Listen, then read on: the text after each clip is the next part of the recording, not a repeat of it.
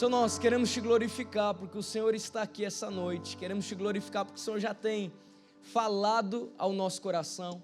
Para que nós possamos nesse momento descansar de todo o pensamento que possa roubar o descansar no Senhor nesse tempo. Que o Senhor venha falar conosco no mais profundo do nosso entendimento.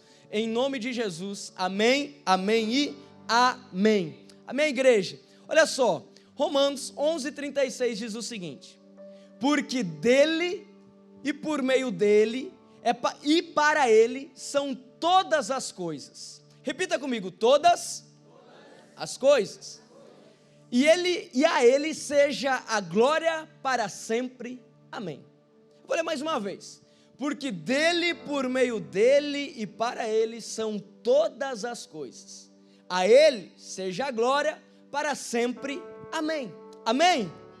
Olha só, eu e você, nós fomos criados por Deus, a sua imagem e semelhança. Não sei se você sabe, mas você foi criado por Deus, a imagem e semelhança dele. O engraçado então é que quando eu vou ao espelho, eu não vejo Lucas, mas eu vejo o Senhor através do Lucas. Quando você vai ao espelho, você não vê você não vê o seu nome, você não vê a sua identidade, mas você precisa ver Deus através da sua vida. Sabe, nós somos criados à imagem e semelhança de Deus, para glorificar o nome dele aqui nessa terra. Por quê? Porque tudo é dele, é por meio dele e é para ele. A sua vida, a minha vida, é para glorificar a Deus aqui nessa terra, amém? É para glorificar a Deus. Então é importante nós entendermos e sermos intencionais nesse sentido. Porque se eu entendo que eu sou a imagem e semelhança de Deus, se eu entendo que por onde eu estou não se trata de mim, não se trata da minha identidade, mas se trata de fato de Cristo em mim e através de mim, eu preciso entender que Deus, ele é intencional em tudo. Repita comigo: Deus é intencional. Deus é intencional em tudo que ele faz. Por isso abre a sua Bíblia, o pessoal vai projetar aqui Provérbios 16, 4, verso, a parte A do versículo. Porque nós precisamos entender que se eu sou imagem e semelhança de Deus, Deus, ele é intencional em me criar para que eu exerça um propósito aqui nessa terra. Por isso o título dessa mensagem é Uma Vida com Propósito. Nós precisamos entender que existe uma missão da parte de Deus, entregue nas nossas mãos para que nós venhamos executar aqui nessa terra. E olha que interessante esse texto de Provérbios 16, 4. O Senhor fez todas as coisas para determinados fins. Tudo que Deus faz tem um porquê. Repita comigo: tudo que Deus faz tem um porquê.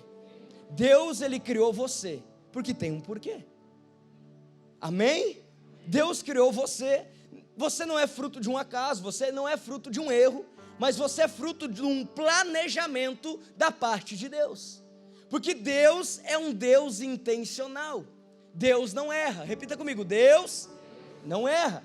Por isso, querido e querida, entenda que se você está aqui hoje me escutando, se você está aqui hoje respirando, é primeiro que você é a imagem e semelhança do Criador. Segundo, Deus ele tem um propósito para a sua vida, porque tudo que ele cria tem um porquê. Agora vamos entender um pouco sobre propósito. Propósito nada mais é do que o porquê. Nada mais é do que a bandeira que você resolve levantar. Aquilo que você resolve gastar os seus dias, aquilo que você resolve gastar a sua vida defendendo e lutando. É uma pergunta que, olha, se pudesse fazer um ranking em todas as pessoas que confiam e sabem aquilo que Deus tem para a vida delas, eu acredito que qual é o meu propósito é a que ganharia disparadamente. Tanto é que depois da Bíblia, no século 21, o livro que mais é vendido é Uma Vida com Propósito, do pastor Rick Warren. Mais vendido no mundo. Por quê? Porque dentro de cada um existe um questionamento de qual é a missão que Deus colocou nas suas mãos para fazer. Dentro de cada ser humano existe um questionamento de inconformismo, em você acreditar, em você ser determinado, e não simplesmente ver os seus dias passarem, mas de fato você construir algo relevante aqui nessa terra. Por isso eu quero falar sobre algumas coisas importantes para você essa noite. Falei aqui que você é a imagem e semelhança do Criador, amém? Falei aqui que Deus ele tem um propósito na sua vida, porque Ele é intencional em tudo que Ele cria. Por isso que você não é fruto de um acaso. Olha para a pessoa que está do seu lado e fala assim: olha, você não é fruto de um acaso.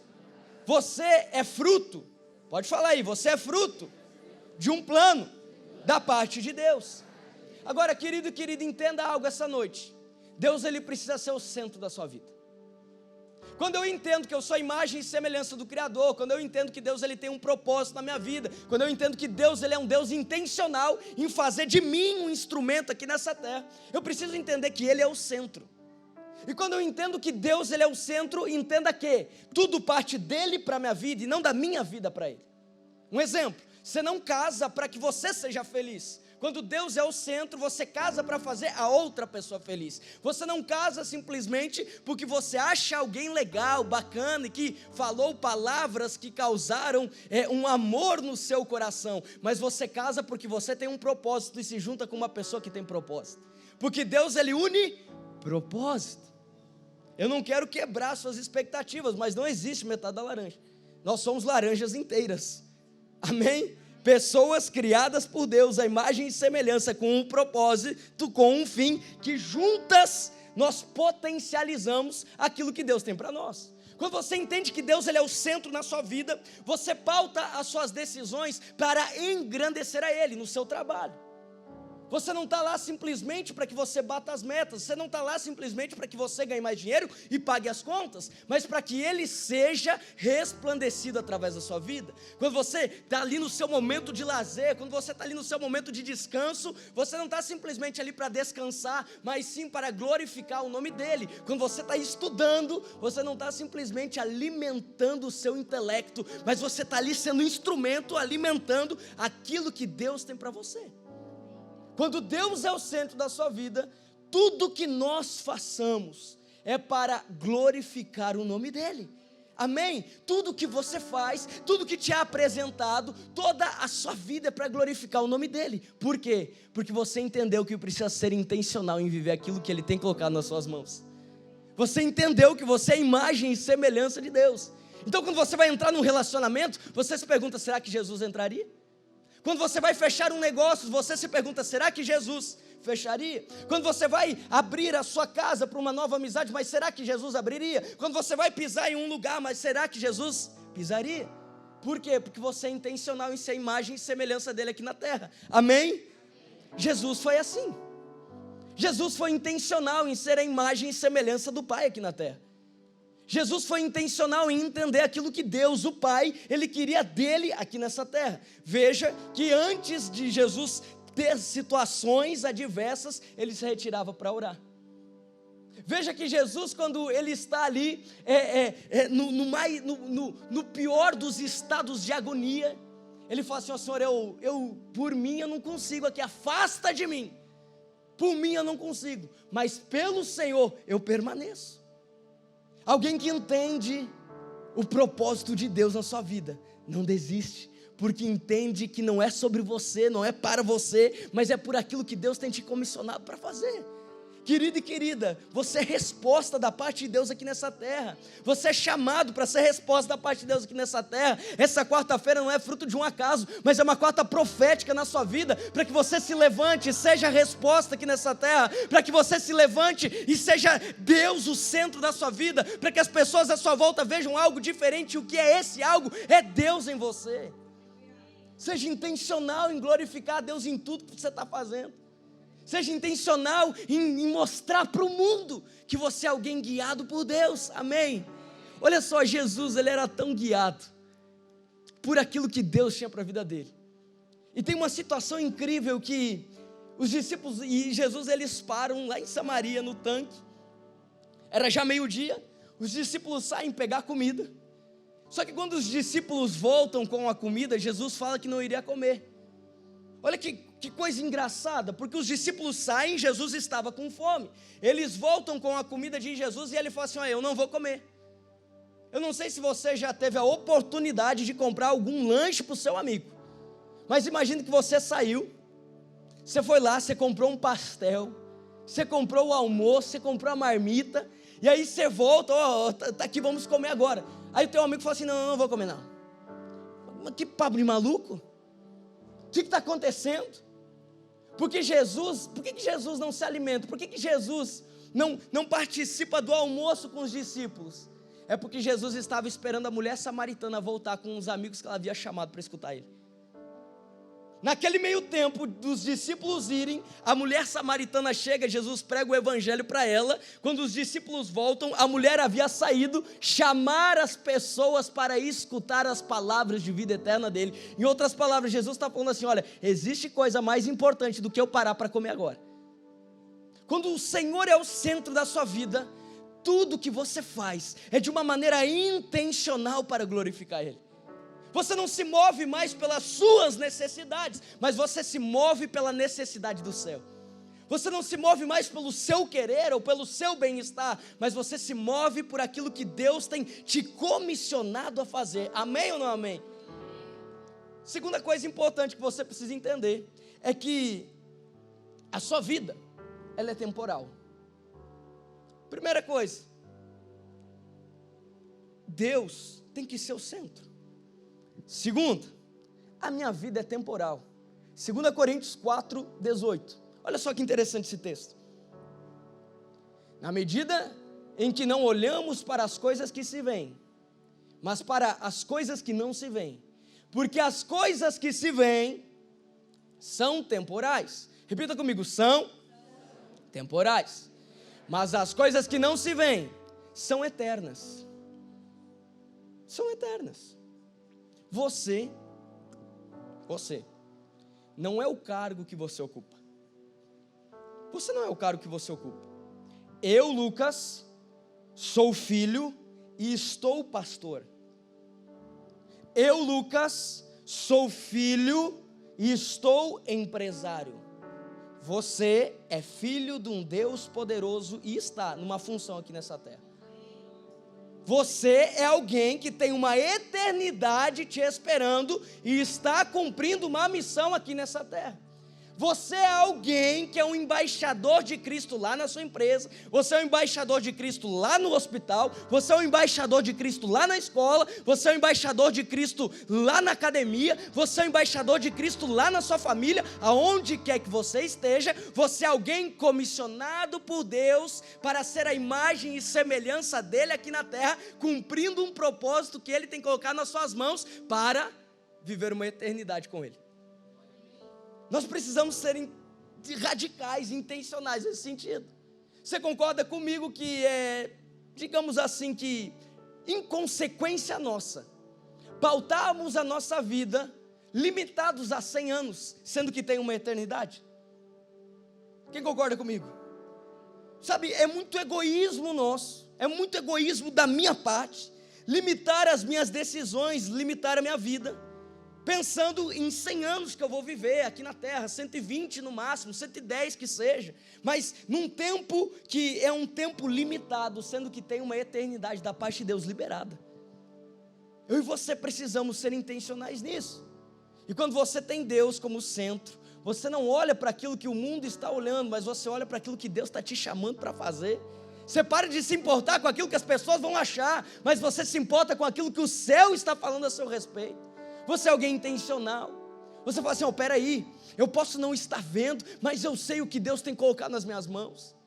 Sabe, você entra em lugares que talvez não seja a realidade que Deus já mostrou que você quer, que você estará, mas você professa com a sua boca a realidade do céu. Você pode entrar na sua casa e não estar a família mais unida, mas com a sua boca você professa: a minha casa será do Senhor. Você pode entrar na sua empresa e pode não ser o melhor lugar, mas com a sua boca você professa: Senhor, muito obrigado, essa empresa aqui é do Senhor, esse emprego aqui o Senhor me colocou aqui. Você pode entrar no seu carro, pode não ser o carro que você quer, mas você declara com ousadia e alegria: Senhor, muito obrigado, porque o Senhor tem me colocado um carro, eu não estou andando na chuva. Sabe, querido e querida, a sua vida é para glorificar o Senhor em todo o tempo, porque você não nasceu para se limitar nessa terra, você nasceu para viver uma eternidade do lado do Pai. Você é filho, você é filha. Deus tem promessas para você. Olha para essa pessoa que está do seu lado e fala assim: Deus tem promessas para você. Olha para outra pessoa e fala assim: Deus tem promessas para a sua vida. Terceiro ponto. Se o primeiro é você ter Deus no centro, o segundo é você entender que a sua vida aqui na terra, ela é temporal, existe uma eternidade. O terceiro é que você foi criado para ser eterno. Pegou, você foi criado para ser eterno. Olha que interessante. Milhares de anos atrás, o povo egípcio, os faraós morriam. E quando um faraó morria, ele virava o quê? Uma múmia. Ele era mumificado, se esse é o termo correto. E não só isso, se criavam ali lugares, se criavam ali pirâmides, lugares enormes, para abrigar o que junto com o corpo? O ouro. Por quê? Porque acreditava-se que iria ressuscitar. Paralelo a isso, está acontecendo lá no Egito. O povo Inca, Maia e Azteca, em um tempo que não tinha WhatsApp, num tempo que não tinha Instagram, num tempo que não tinha Facebook, nem Orkut tinha naquele tempo. Quem é do tempo do Orkut? Não quero te expor, fica tranquilo. Do MSN, então, fica baixo. Num tempo que não tinha rede social, num tempo que não tinha internet, não tinha telefone, como é que um povo do outro lado está fazendo as mesmas coisas sem saber? Eu respondo, porque o ser humano é criado com o ser humano, ele é criado com um grito dentro da alma, acreditando que vai ressuscitar. Tem um vazio dentro da alma do ser humano, acreditando que vai ressuscitar. E deixa eu falar algo a você. Quem ressuscitou ao terceiro dia? Quem está dentro de você? Você foi criado para ficar morto aqui na terra ou para viver uma eternidade? Querido e querida, eu e você temos que andar com ousadia e alegria aqui nessa terra, como alguém que é revestido por um Deus poderoso que habita em nós. Você é alguém que nasceu para uma eternidade. Você é alguém que nasceu para ser resposta aqui nessa terra. Você é alguém que nasceu para ser embaixador de Cristo aqui nessa terra. Você é alguém que carrega um Deus que ao terceiro dia ressuscitou, que tem as chaves do inferno em suas mãos. Você não é qualquer pessoa, não. Você é alguém que é a imagem e semelhança de Cristo. Amém? Você é alguém que é a imagem e semelhança de Cristo. Deus, ele foi intencional quando ele criou você, para que você resplandecesse ele aqui nessa terra. Seja intencional em resplandecer a Deus, e você verá, contemplará, escutará coisas que o mundo inteiro não escutou, porque você está vivendo aquilo que Deus tem para você. Eu termino dizendo, ter um propósito é ter esperança. Você ter um propósito, você entender aquilo que Deus tem para você, você entender a missão que Deus ele tem para você, é você ter a esperança de dias melhores, é você acreditar em dias melhores, é você acreditar que a vida ela não se limita a esse tempo, que a vida não se limita aos dilemas que você tem passado ao longo dos dias, que a vida não se limita às palavras que têm enxurrado os seus ouvidos, que não condizem com aquilo que Deus tem. A vida não se limita ao seu saldo da conta bancária, a vida não se limita ao apoio ou o desapoio de pessoas que você ama, mas sim, a vida é uma eternidade. Você crer no propósito de Deus é você ter esperança que existirão dias melhores, é você ter esperança que a sua família é do Senhor, é você ter esperança que a sua empresa é do Senhor, é você ter esperança que você é alguém que nasceu para resplandecer a Cristo aqui nessa terra.